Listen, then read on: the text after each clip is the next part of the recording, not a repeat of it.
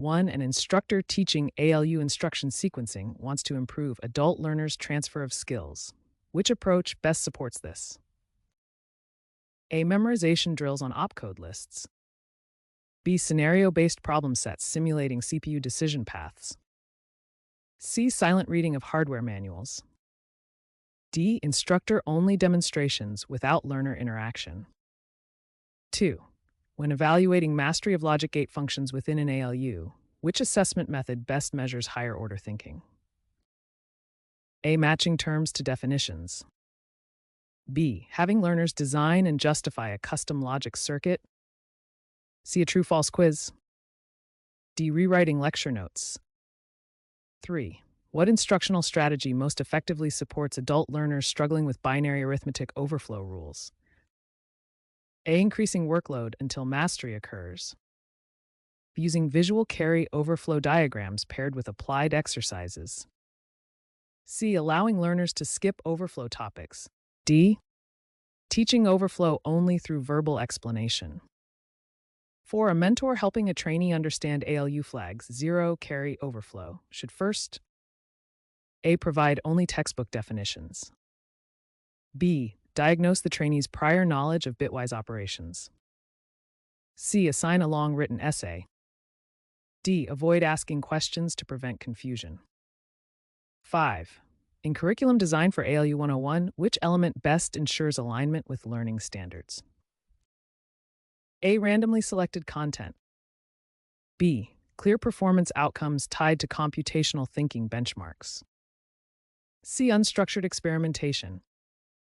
D. Eliminating assessments entirely.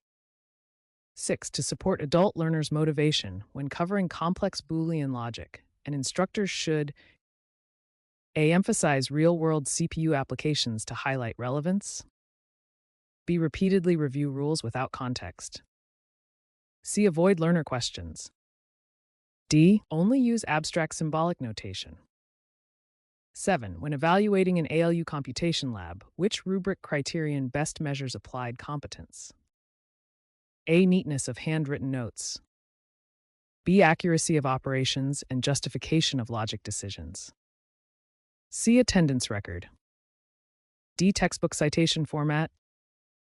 8. A learner who repeatedly misinterprets and/or operations would benefit most from A. Rewatching the same lecture videos. B. Guided practice contrasting truth tables with real circuitry. C. More multiple-choice quizzes. D. Independent study with no feedback. 9. To meet regulatory compliance in technical training environments, an ALU training program must A. Use industry-aligned competencies and document learner assessments. B. Ignore assessment documentation to save time. C. Allow instructors full discretion with no oversight. D. Omit safety guidelines for lab equipment. 10. When explaining two's complement operations to adults, which communication strategy is most effective? A. Using layered examples progressing from simple to complex. B. Starting with the most advanced topics. C. Reading definitions aloud with no examples. D. Avoiding learner participation until the end. 11. A facilitator wants to reinforce learners' understanding of ALU pipeline timing. Which method works best? A. Static diagrams without interactivity. B. Simulations showing timing hazards and stalls in real time. C. Purely theoretical readings. D. A vocabulary worksheet. 12. Mentoring a novice on optimization of ALU operations requires A. Giving answers immediately to reduce frustration. B. Asking reflective questions to build reasoning skills. C. Avoiding discussion of mistakes.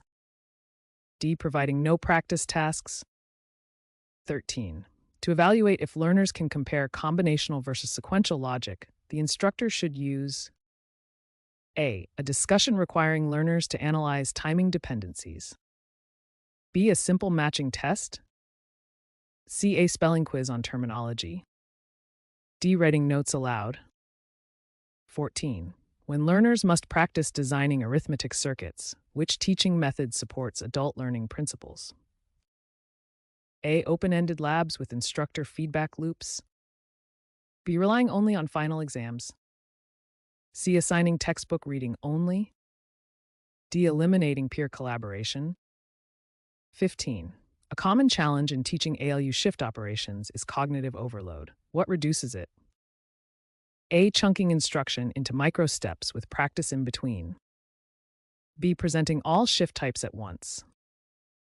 C. Using only complex examples. D. Removing visual aids. 16. During assessment of bitwise manipulation, which option best ensures validity?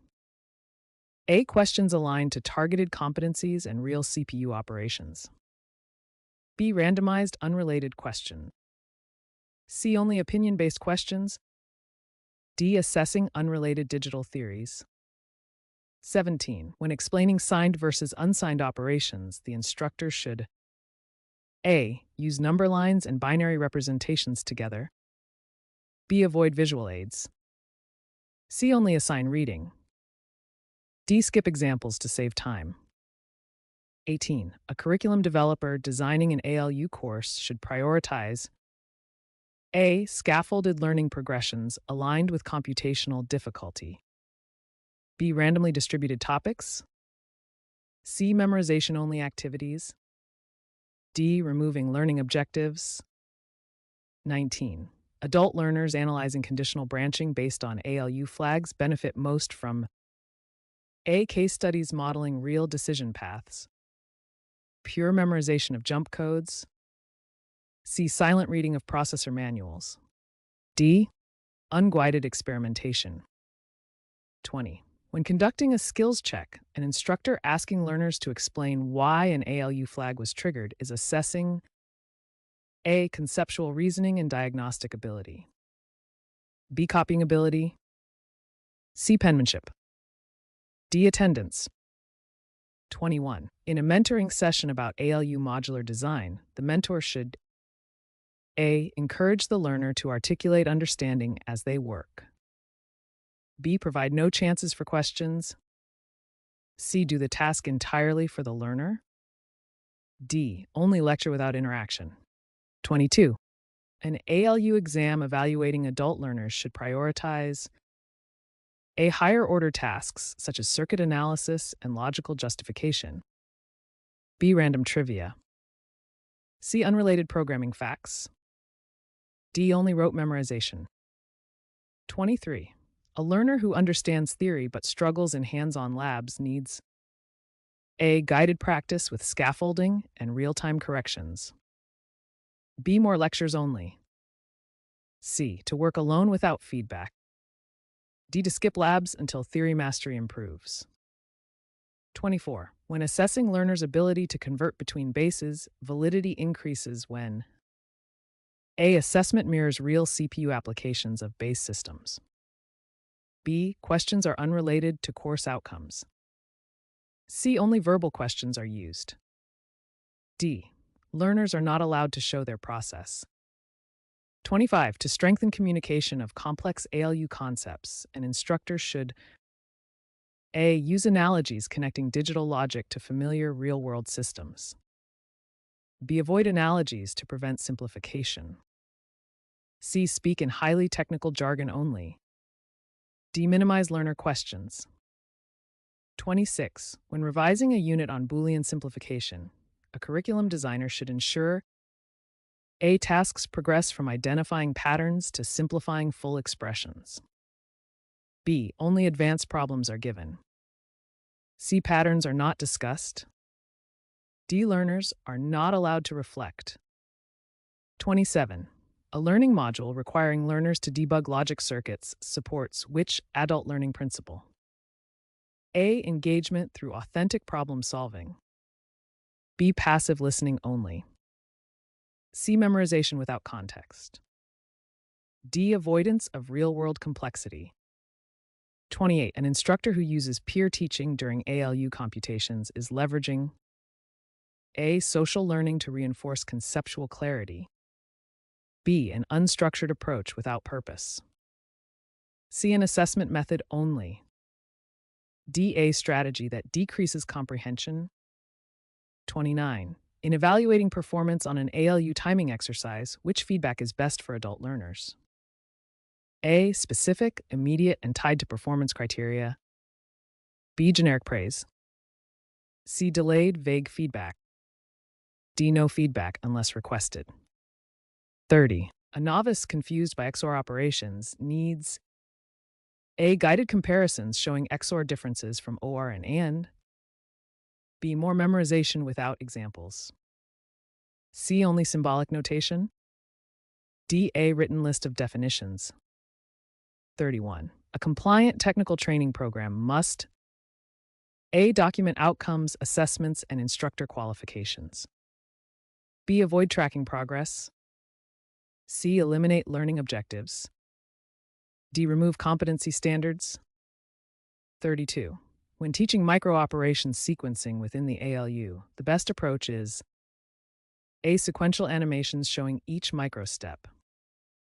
B. Text-only descriptions. C. Letting learners guess the sequence. D. Omitting examples to save time. 33. To measure adult learners' applied understanding of carry propagation, the strongest assessment is A. Designing and analyzing ripple carry and carry look-ahead circuits. B. A simple recall quiz. C. Matching vocabulary terms. D. A spelling test. 34. When teaching adults to interpret ALU control signals, which instructional technique best supports conceptual mastery? A. Providing memorization charts without context. B. Using block diagram walkthroughs showing how each control signal affects microoperations. C. Giving only textbook reading assignments. D. Asking learners to guess signal functions before instruction.